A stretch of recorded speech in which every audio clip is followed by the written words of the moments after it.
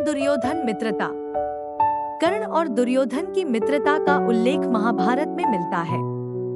कर्ण दुर्योधन के आश्रय में रहता था। गुरु द्रोणाचार्य ने अपने शिष्यों की शिक्षा पूर्ण होने पर हस्तिनापुर में एक रंगभूमि का आयोजन करवाया। रंगभूमि में अर्जुन विशेष धनुर्विद्या युक्त शिष्य प्रमाणित हुआ। तभी कर्ण रंगभूमि में आया और अर्जुन द्वारा किए गए करतबों को पार करके उसे द्वंद्व युद्ध के लिए ललकारा। तब कृपाचार्य ने कर्ण के द्वंद्व युद्ध को अस्वीकृत कर दिया और उससे उसके वंश और साम्राज्य के विषय में पूछा, क्योंकि द्वंद्व युद्ध के नियमों के अनुसार केवल एक राजकुमार ही अर्जुन को, जो हस्तिनापुर का राजकुमार था, द्वंद्व युद्ध के लिए ललकार सकता था। तब कौरवों में सबसे ज्येष्ठ दुर्योधन ने कर्ण को अंगराज घोषित किया, जिससे वह अर्जुन से द्वंद्व युद्ध के योग्य हो जाए।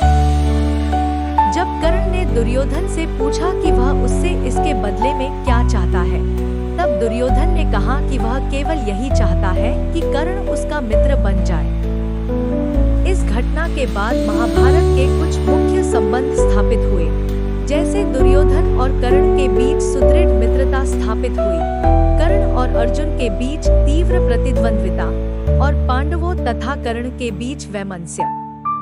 कर्ण दुर्योधन का एक निष्ठावान और सच्चा मित्र था।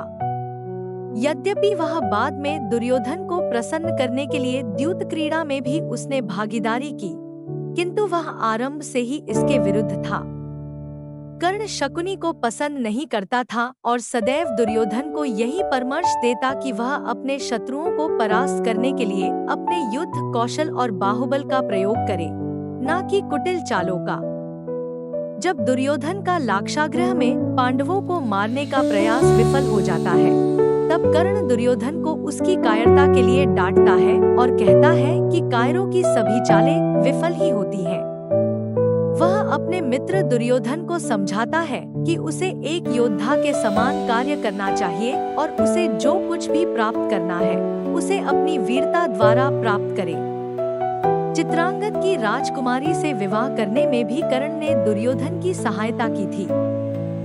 राजकुमारी ने स्वयंवर में दुर्योधन को अस्वीकार कर दिया था और तब दुर्योधन उसे बलपूर्वक उठाकर ले गया।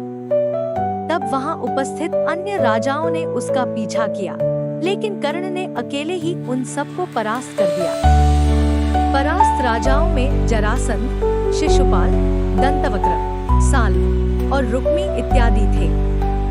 कर्ण की प्रशंसा स्वरूप जरासंध ने कर्ण को मगध का एक भाग दे दिया था। भीम ने बाद में श्री कृष्ण की सहायता से जरासंध को परास्त किया, लेकिन उससे बहुत पहले ही कर्ण ने उसे अकेले परास्त किया था। कर्ण ही ने जरासंध की इस दुर्बलता को उजागर किया था कि उसकी मृत्यु केवल उसके धड़ को पैरों से चीरकर 2 टुकड़ों में बांटकर ही हो सकती है।